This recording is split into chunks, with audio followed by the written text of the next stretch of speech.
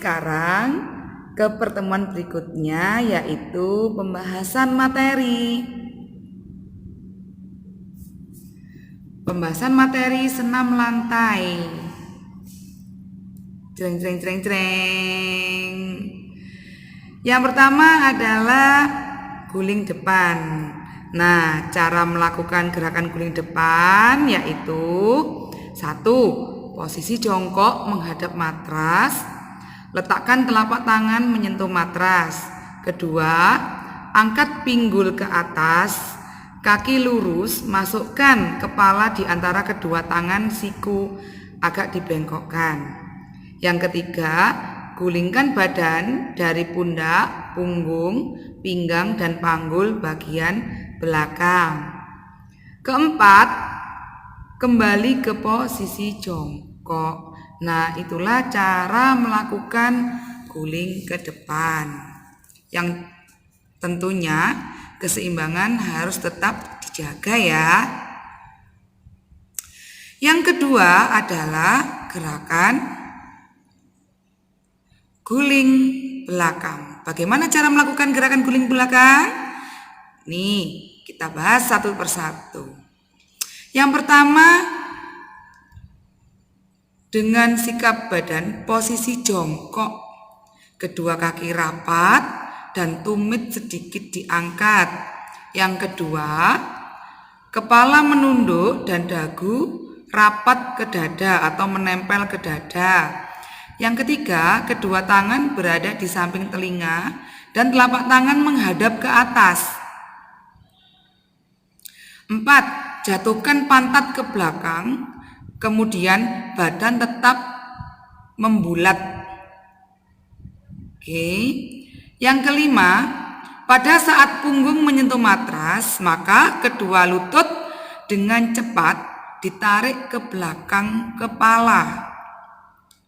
6, pada saat kedua ujung kaki menyentuh matras di belakang kepala, maka kedua telapak tangan menekan matras atau mendorong matras hingga tangan lurus dan kepala terangkat.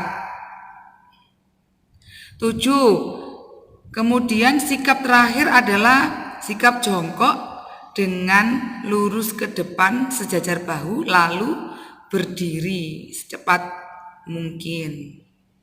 Gerakan yang 3 adalah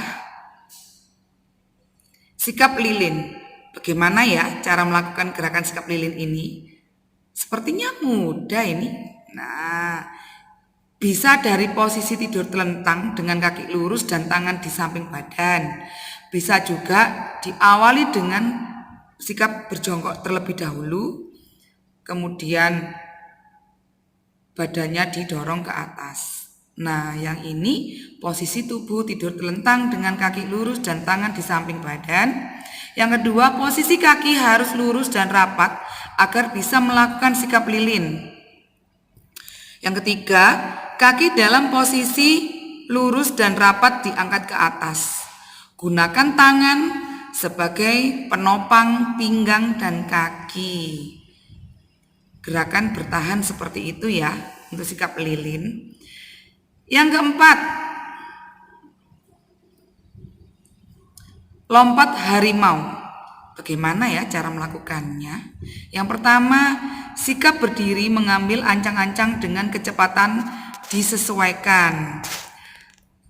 Di beberapa langkah terakhir bersiap melakukan tolakan.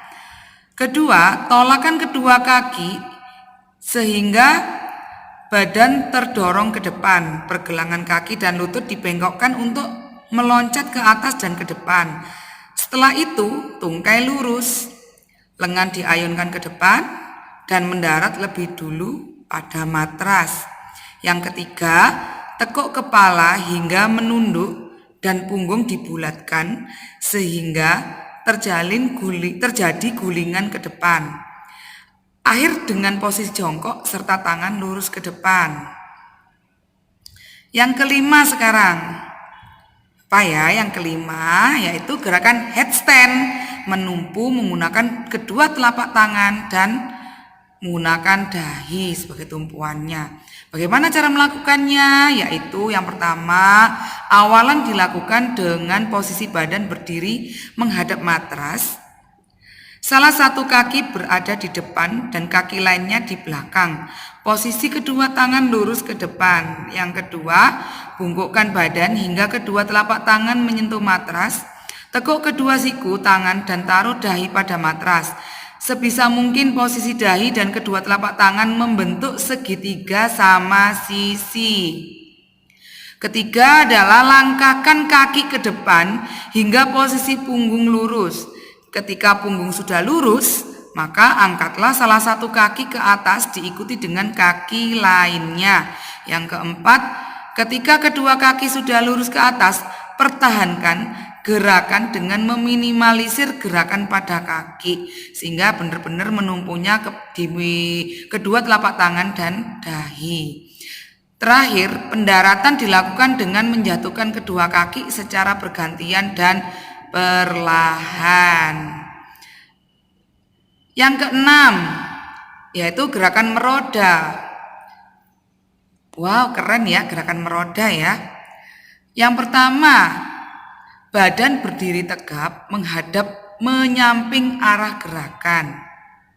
Yang kedua, posisi kaki dibuka selebar bahu dan kedua tangan diangkat ke atas serta dibuka lebar menyerupai huruf V. Yang ketiga, jatuhkan badan ke kanan hingga tangan kanan menyentuh matras dan tangan kiri menghadap lurus ke atas. 4. Lanjutkan menjatuhkan badan ke kanan hingga tangan kiri menyentuh matras di sebelah tangan kanan. Kaki kiri diangkat ke atas bersamaan dengan gerakan tangan kiri jatuh ke matras. Itu di gambar yang keempat ya, dari gambar anak yang melakukan gerakan meroda itu ya. Yang kelima, lalu diikuti dengan gerakan kaki kanan diangkat ke atas hingga posisi badan terbalik dengan kedua tangan menjadi tumpuan. 6. Jatuhkan badan ke kanan hingga kaki kiri menyentuh matras diikuti gerakan tangan kanan diangkat ke atas. 7. Kemudian jatuhkan kaki kanan ke matras diikuti gerakan tangan kiri diangkat ke atas hingga posisi badan kembali ke posisi berdiri semula. Seperti itulah gerakan meroda anak-anak. Baik.